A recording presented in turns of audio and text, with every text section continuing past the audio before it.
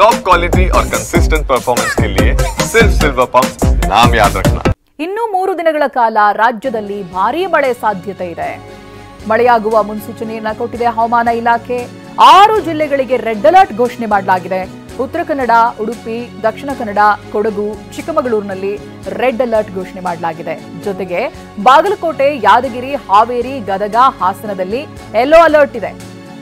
ಬೆಳಗಾವಿ, ಕಲಬುರಗಿ, ವಿಜಯಪುರ, ಬೀದರ್ನಲ್ಲಿ orange alert ಇದೆ.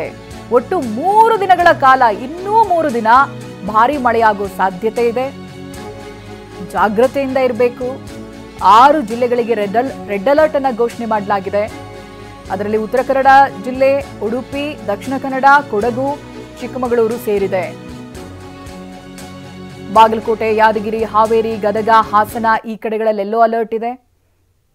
ಇಡೀ ರಾಜ್ಯಾದ್ಯಂತ ಮಳೆ ದೊಡ್ಡ ಅವಾಂತರವನ್ನೇ ಸೃಷ್ಟಿ ಮಾಡಿದೆ. ಅದೆಷ್ಟೋ ಜನ ಪ್ರಾಣ ಕಳೆದುಕೊಂಡಿದ್ದಾರೆ.